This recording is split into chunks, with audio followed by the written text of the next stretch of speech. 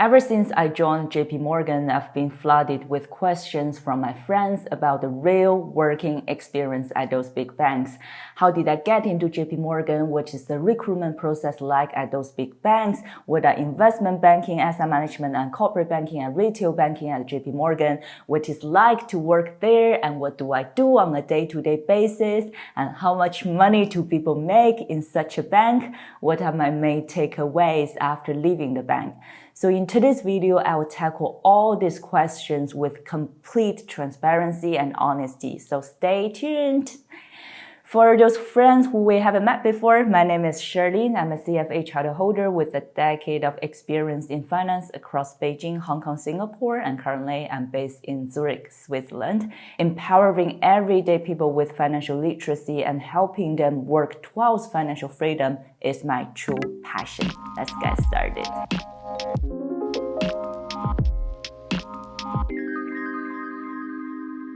How did I get into JPMorgan? That was just the start of COVID-19 when I was still a banking journalist back then, covering the overall private banking industry in Asia, investigating how rich people get richer. As you may imagine, COVID-19 hit the overall media industry so much as all those in-person events got cancelled, no events, no sponsors, and online webinars didn't really catch on.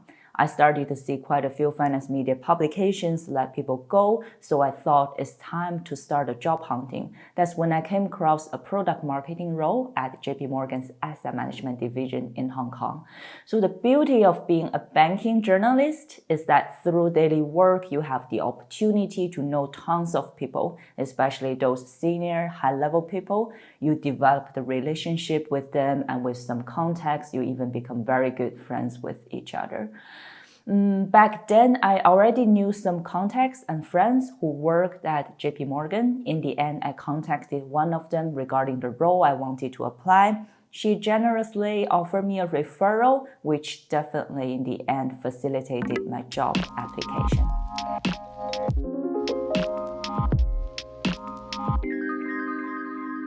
What is the recruitment process like at JPMorgan? It was like a marathon. I started with a written test and with interviews, lots of them. In total, it's 6 rounds of interviews during 6 months.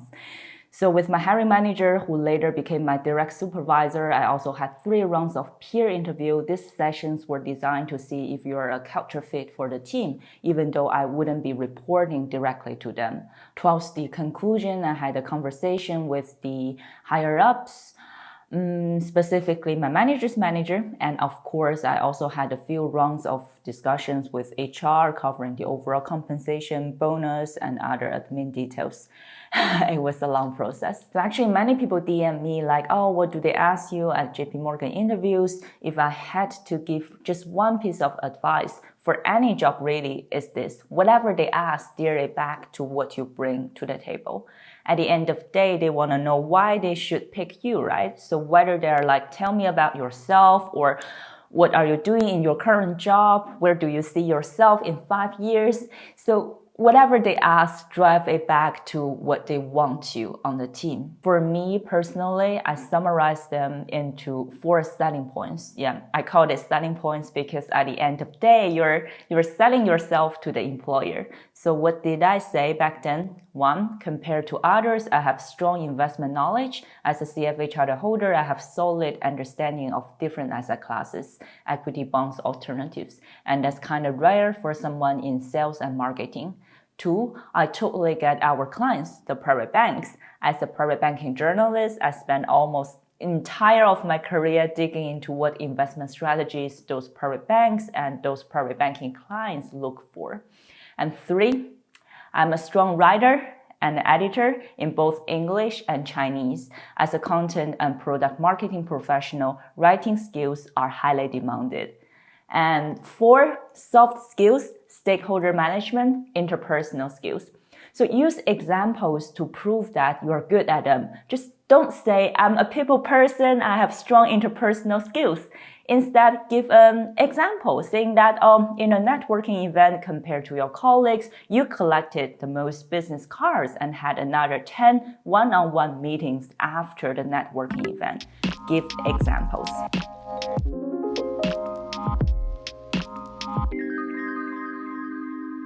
What are investment banking, asset management, and corporate banking and retail banking in those big banks?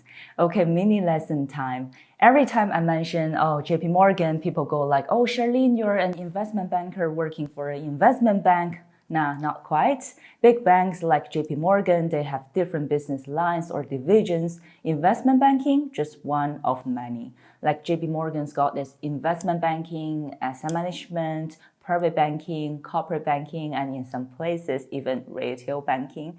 So break it down, what is investment banking?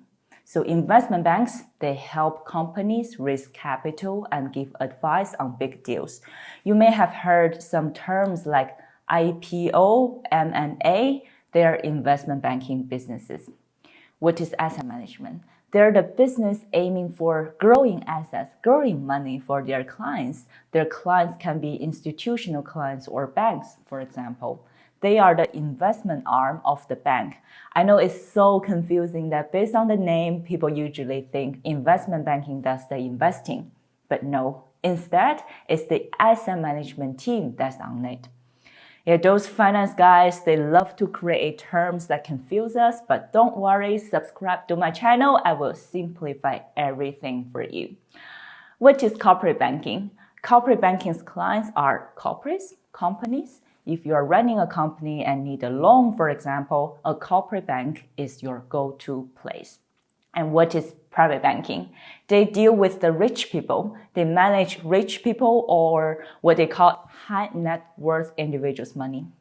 And what is retail banking? That's for people like many of us. A retail bank manages everyday people's money. So where I was is JPMorgan's asset management, the investment arm of the big group. And my clients back then were mainly private banks.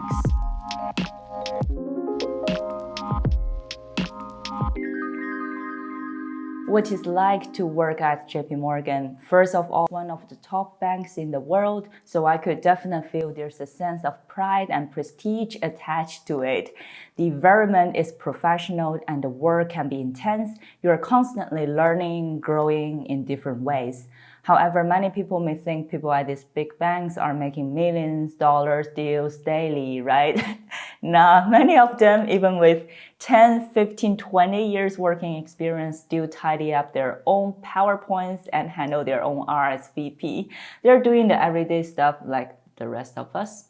And my job, I was creating sales collaterals, writing market reports, selling mutual funds to private banks. American banks, based on my and my friends' experience, have a pretty inclusive vibe, which I really appreciated. I never felt that bothered by heavy hierarchies there. The people are diverse, coming from all sorts of backgrounds, but most are really smart and driven. You find yourself really surrounded by some of the brightest minds in finance, and the networking opportunities are top-notch too. To be honest, I genuinely love working with my previous colleagues, and they're not paying me to say that.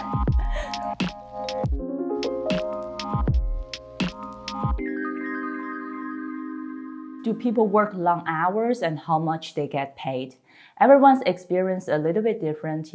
I wasn't big on overtime, but some teams, yeah, they had it intense. I guess it's all about the team vibes and the projects they work on. On my floor, by 7 or 7:30, most people were out. Outside work, all those big banks, they had some cool stuff going on. At JPMorgan, there was Pride Day celebrating LGBT rights and the women on the move society, all about empowering each other. So it wasn't just about the desk job. I miss those times. In terms of pay, it really depends on which divisions you are in and how close you are to the clients. Typically, the closer you are to clients, the higher your earnings. If you want specific details, please drop me a comment and I will do my best to address these questions.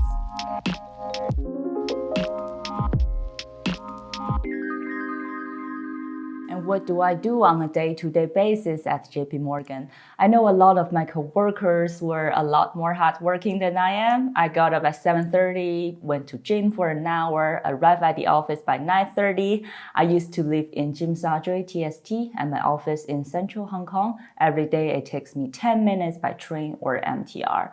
Now I'm based in Zurich, Switzerland. Life is just so different.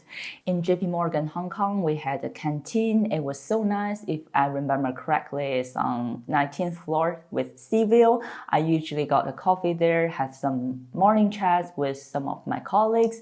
I have to say canteen, pantry, and the company-sponsored bar are the places where I make friends at the bank. Every day I had about 4 to 5 meetings with the team in APAC, mainly in Hong Kong and Singapore. And from time to time, I also got the chance to work with the colleagues in Europe, for example. Usually, more senior you are, more meetings you get every day. I still remember I was joking with my manager back then. By the way, she's a great manager. I miss her so much. On her calendar from 9 to 7 every day is almost full. Meeting, working, networking, repeating. It was my daily life at JPMorgan. As an employee or corporate slave, still what I really look forward to was the time after work. You know, in the banking world, especially in a city like Hong Kong, there's the stereotype about the whole drink culture. Happy hour after drink, pretty much the norm. And it kicks in midweek. By that, I mean from Wednesday to Friday. It's common to grab drinks with colleagues and friends from the industry. Yeah, even clients. So for half the week, we're toasting to the day. Of course, not everyone's into this, but it's pretty common.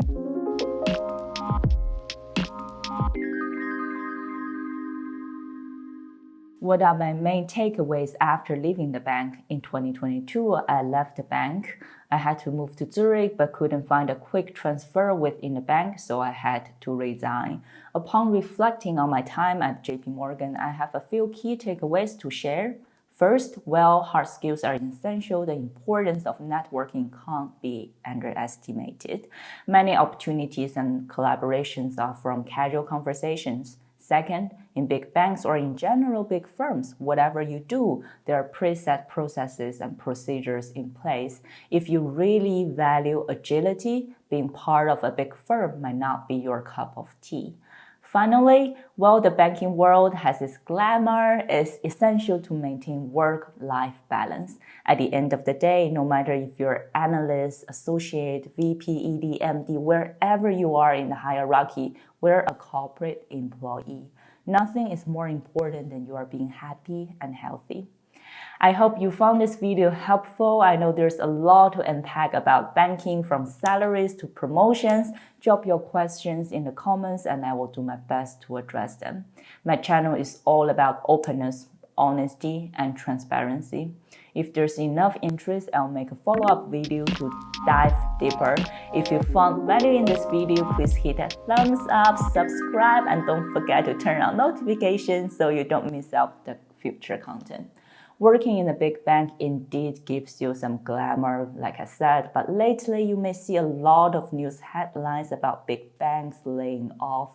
Like for example, UBS says he cut 80% of Credit Suisse employees. In this volatile environment, I summarized the top 5 bad money habits that will keep you poor. Please make sure to check my previous video to know more. Till next time, see you soon!